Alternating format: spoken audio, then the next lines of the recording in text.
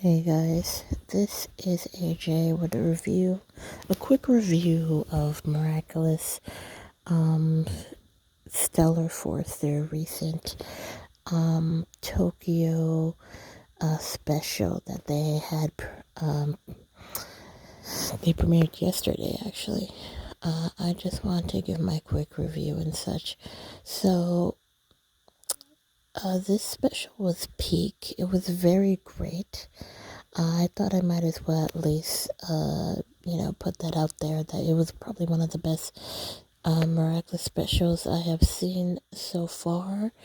Um, out of all the miraculous specials, the Chinese miraculous special and the Japanese miraculous special, they were really cooking. And this one had to be one of the best ones. It had drama, it had revelations about Kagami's backstory, introspection into her character. Um, we got to meet her grandmother and her grandmother's friends.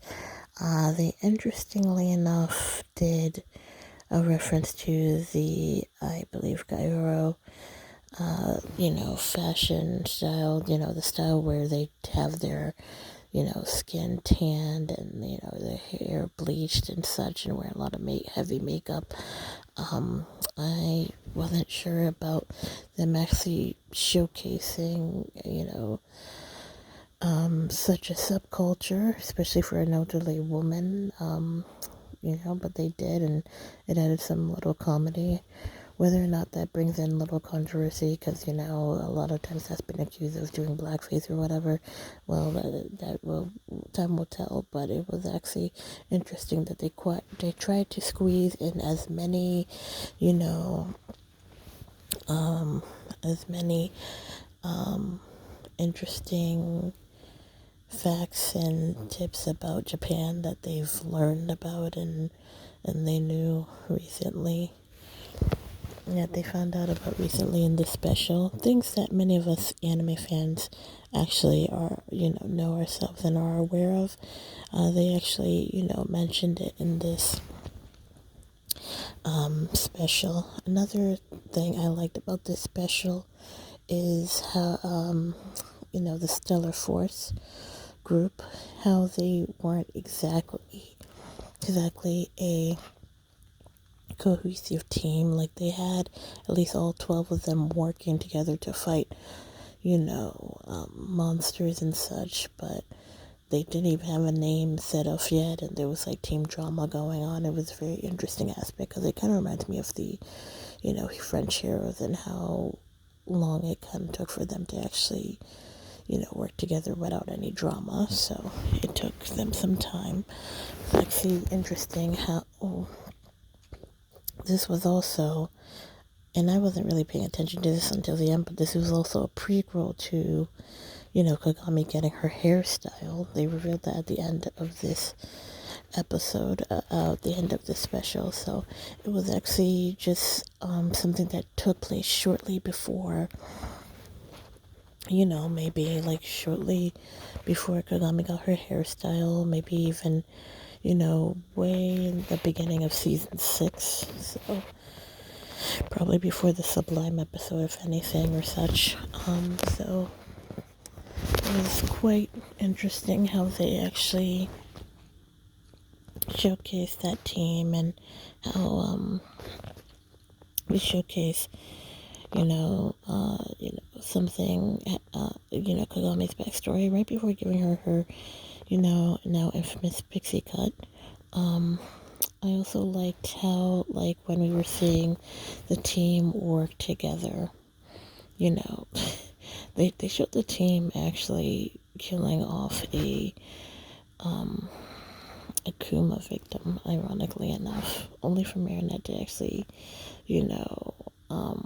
literally revive this person with her powers, just so they could find a different way to free him from, akumatization. And the fact that, it's like, it's like, it's like, I wonder, how the Stealth Force would even, come to grips with the fact that they actually kill the person the first time.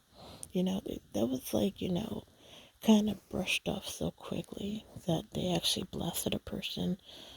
They obliterated him, but yeah, it's quite a interesting scene that just gets so glossed over. Like, they don't really dwell on the fact that they pretty much killed somebody the first time around until Marinette stepped in to, like, revive the person and help them solve their problem in a different way. So, that was crazy that we saw what would be the ramifications if people just used their powers recklessly without thinking about whether or not a person's inside.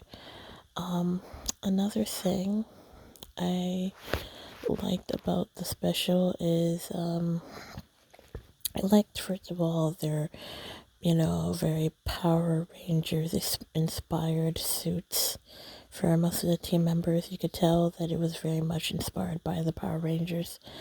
But of course, it has a little bit of references to Magical Girl animes anyway, with the way they have them transform, and in some ways, they are very similar to the Miraculous with how they actually transform, except, their characters aren't, their little magical beings aren't kwamis. They seem to be like little robots that they use the power of to transform into their, superhero form. I also liked how it's like when you looked at all the characters at Kagami's old school, many of them kind of reminded me of some of the characters we also knew from, Marinette's group. It's like Kagami definitely was the marionette of her group for all we know. But, like, they had their own version of Alia, they had their own version of Kim, Miki, the blonde girl, definitely reminded me a lot of Chloe in some ways, except she's definitely more of a, athlete in a sense. But you could tell that she has a big ego just like Chloe, and definitely wants to be the best. So I don't know what's with these, blonde, yellow jacket wearing girls, but they always kind of have a big ego. And instantly when I saw her, it, reminded me a lot of Chloe, really.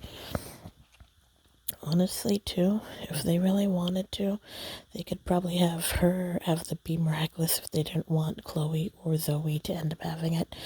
But, I doubt they're going to do any of that anytime soon. But, they have a perfect contender, really.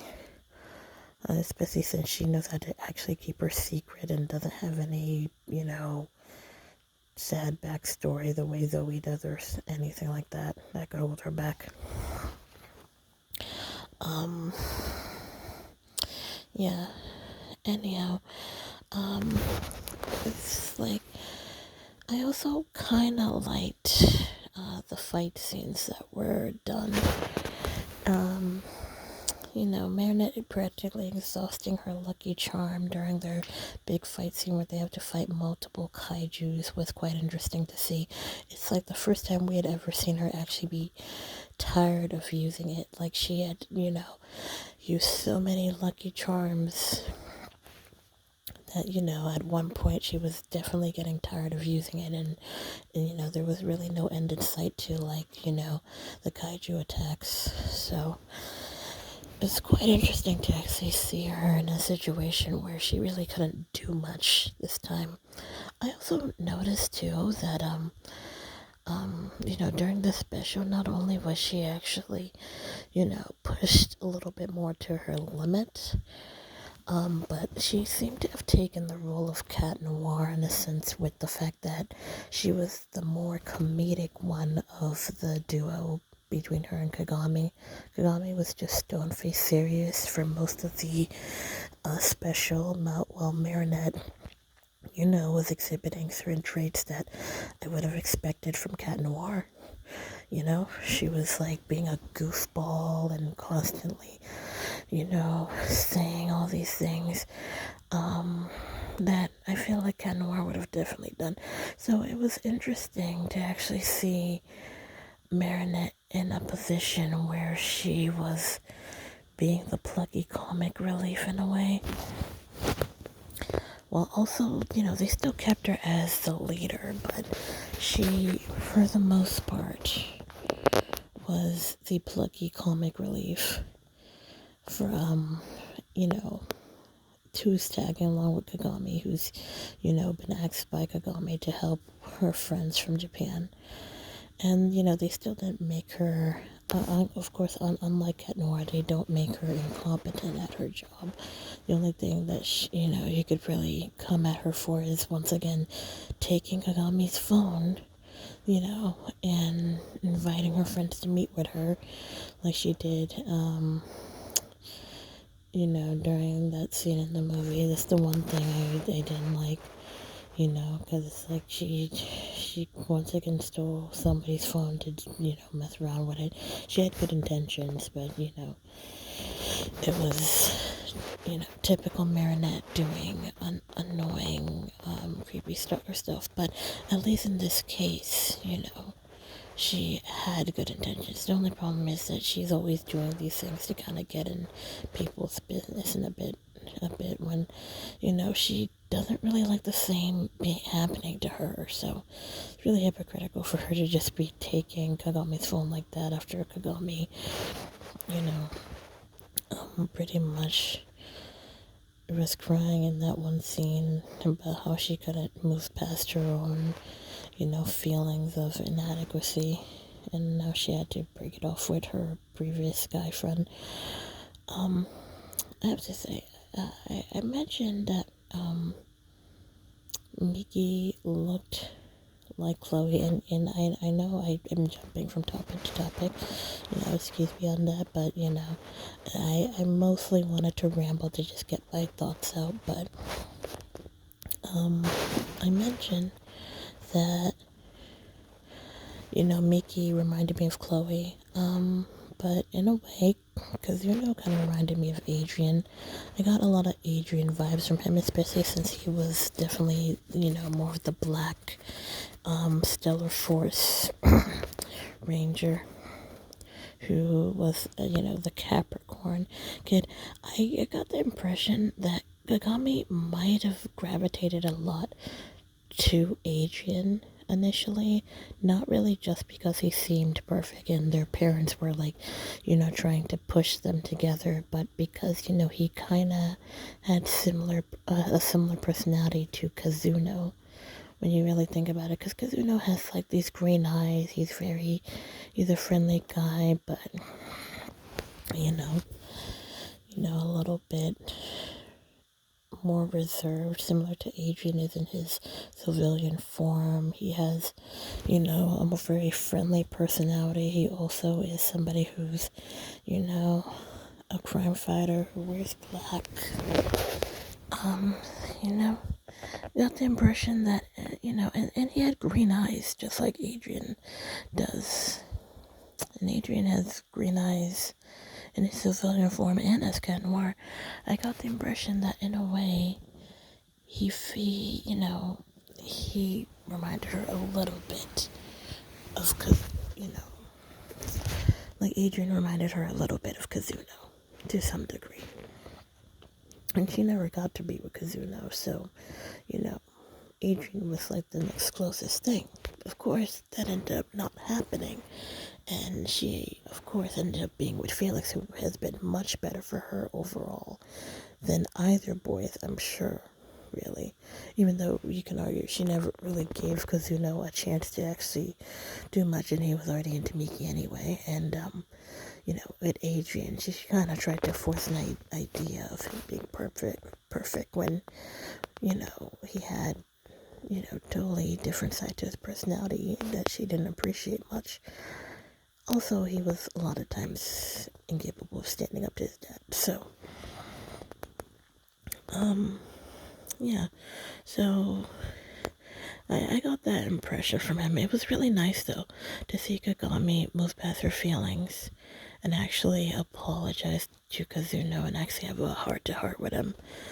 I feel like we really ever see Kagami, show a lot more emotion and her stone face, demeanor. So to actually see a range of emotion from her and actually, you know, see her tackle a very relatable problem was actually great in this episode. I also kind of loved,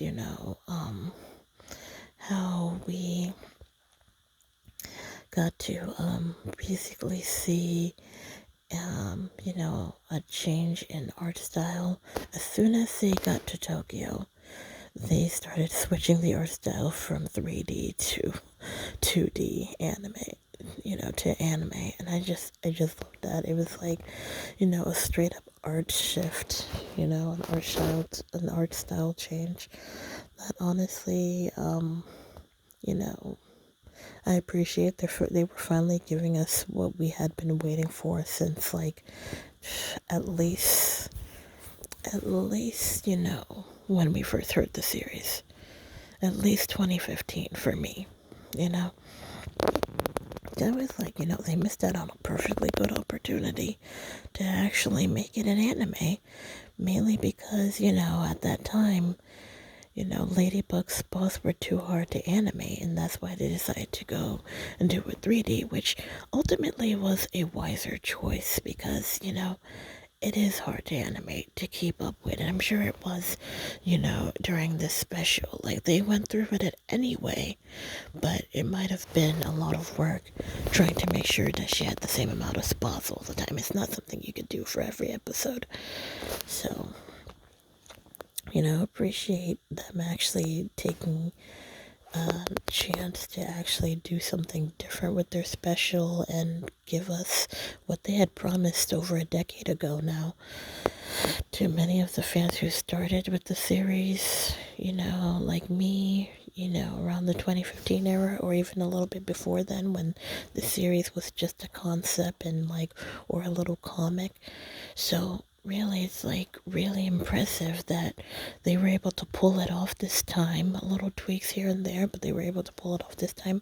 I do wish though that we had gotten to see Cat Noir in that art style since, when they had done the Ladybug, the Miraculous, Tales of Ladybug Cat Noir anime idea that they did years ago, it featured Ladybug and Cat Noir.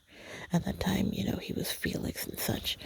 But they featured Cat Noir and such. But for this special, they didn't do that.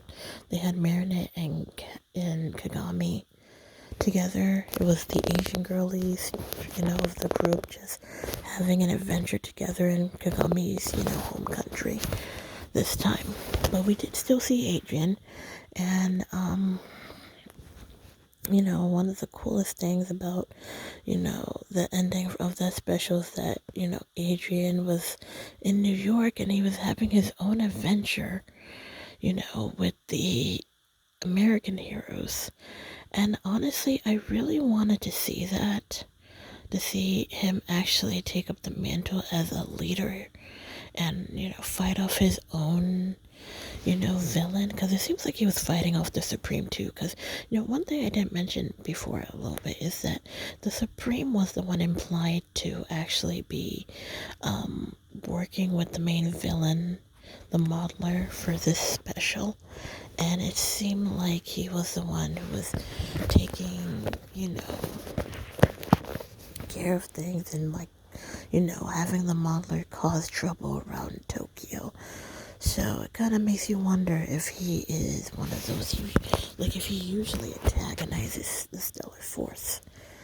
Because it's like you never really see him in Paris. You only ever heard of the Supreme in the, Miraculous Paris special, another great special that they did. But for most of the series, especially during season 6, post, finding out about him, we don't really hear anything about the Supreme after that. So it's interesting that he actually appeared in this, special, having, a bigger role to play, I mean, not that big. We still didn't really see him. It's just that he was the one who was actually behind the main villain that they had in this special. And I'm kind of wondering if he was the one at the end of the special where a giant hand was coming out from the clouds. I feel like that was him. I'm sure it was, but like, there's a chance that we're wrong, that I'm wrong. But I feel like he was going out of his way to attack Cat Noir, and the American crew in New York as well. Only time will tell, but I'd like to actually see that second half there of that special. Merida had her own adventure with Kagami in Tokyo. It'd be nice to see Adrian fight alongside other heroes in a New York special. But one thing, because I'm so used to them shafting Cat Noir, I feel like they're not gonna do it. I feel like they're not really going to go out of their way to actually, like, you know, um, give Cat Noir the time of day and let him have his own, Miraculous World Special where he's the star and he gets to mainly fight alongside that. It'd be cool. It would be nice to throw the fans a bone. Many of us who actually love Cat Noir and, enjoy whenever he's on screen. It'd be nice to throw us a bone for once and, like, give us an opportunity to see him shine on his own, without Ladybug for once. But I doubt they'd actually go around and do that. Who knows? If they ever do, it'd be a pleasant surprise. But, honestly, I wouldn't hold my breath knowing that Thomas S. Struck is hell-bent on, like, making, Ladybug and many female characters be the ones to shine in this series, but, like, they're arguably sexist to the boys. Like, I know people like, other YouTubers, especially like Sporty Pants, would consider America's really sexist to the woman, but I feel like as sexist as they can be to the woman, they seem more sexist towards guys. Even like with, Lila, they kind of like have her be like a much better supervillain than, Hawkmoth, a grown man. We have a teenage girl one-upping him and being a villain, and I'm like, yeah, that's kind of typical. I'm happy to see women shine. I'm happy to see girls shine, and especially in media like this, because I grew up with females, like women not being the leader of big groups a lot of the time. And, it's really nice to see girls get to be the leader of big groups, especially superhero groups, instead of just being, like, outnumbered by the guys all the time and never getting to be the leader. They're just the love interest. So, it's a breath of fresh air. But when the way Miraculous does it has always irked me, because they do it in a way where, the women end up either acting a little bit abrasively towards some of the males. In this show, especially when it comes to Marinette, she acts a little bit hostile and abrasive for no reason, sometimes towards Cat Noir. And then people wonder why, like, she's not really that liked by a lot of people in the fandom. But it's like, if she kind of didn't act that way for most of the series, people would give her more of a chance. I'm just happy that she's nicer to him now than she was back then. But, like, yeah, moving on from that, I'd like for Adrian to actually get his own special and, maybe follow his adventures, because we rarely ever see him shine, and it'd be nice for him to get that this season.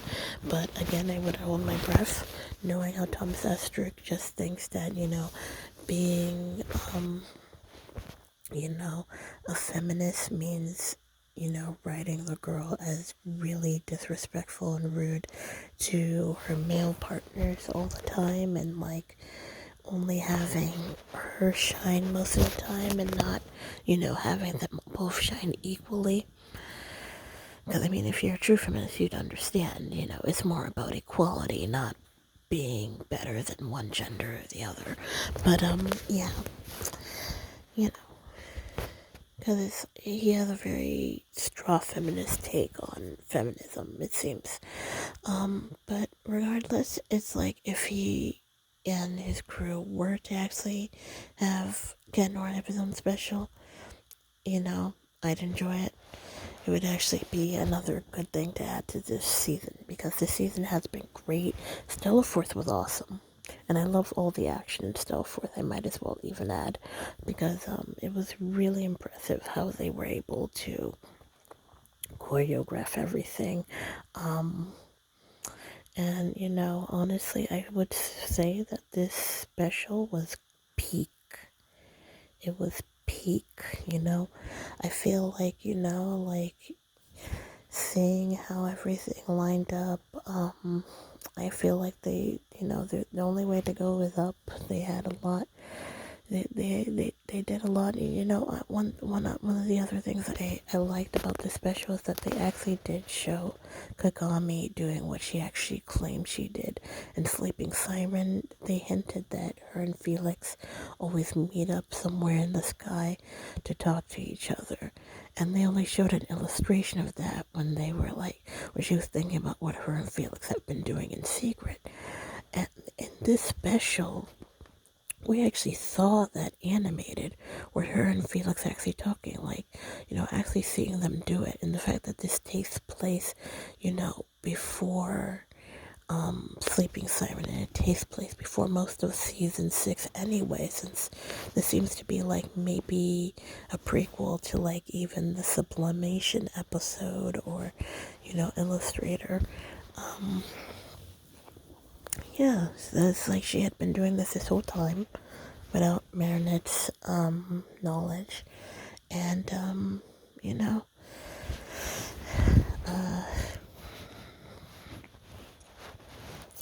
yeah, it's like it, like ends up hinting at it in the Sleeping Siren episode, is hinted at.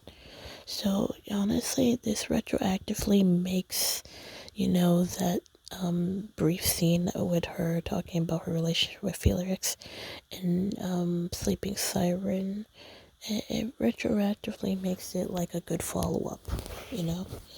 A good follow-up piece of information, because it's like now we have already seen that she was definitely telling the truth. Not that we ever thought she was lying, but it's like we've seen it ourselves that she actually has been doing this.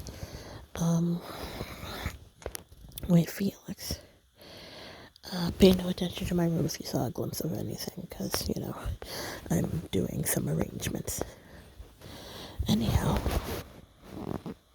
yeah. It's late at night, so this is why I've been talking so low. Anyhow, I find it really impressive what they were able to accomplish with this special. I think I mentioned what else I didn't like, but for the most part, the only other thing I didn't like is the fact that Kagami needing Marinette's help so quick. Just, she ended up going on the plane, and then Marinette asked last minute if she could go on the trip to Tokyo. And I'm like, man, boy, if it had been my parents, I would have been cursed out just for ditching up, somewhere at that age and never telling my parents. The fact that her parents were like, oh, we were gonna say yes anyway. And I'm like, yeah, if they were gonna say yes anyway, it just shows how spoiled Marinette is compared to so many people. Her parents just trust her automatically, never assume that she'd get into any trouble, and then they're like, oh yeah, sure, you can go, even though she had already gone. They barely, they were phased at first, but then afterwards they were like, oh well, I guess we were say yes anyway. They were barely bothered by it. And I'm like, either they were too tired to actually reprimand her, for basically sneaking out of the house to go on that plane to Tokyo, or they really were like, well, she's usually trustworthy, so we can trust her to do this type of stuff, knowing that she's really clumsy and sometimes irresponsible.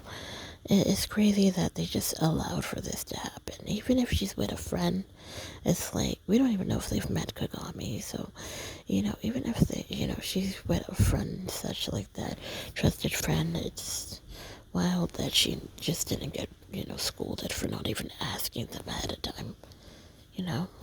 My gosh.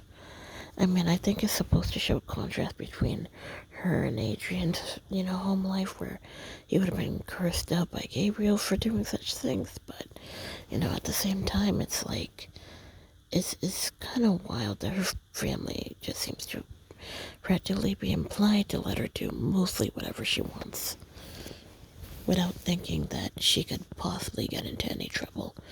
Especially, just going on a plane without even, asking for permission first, and, anything could really happen. So, I don't know.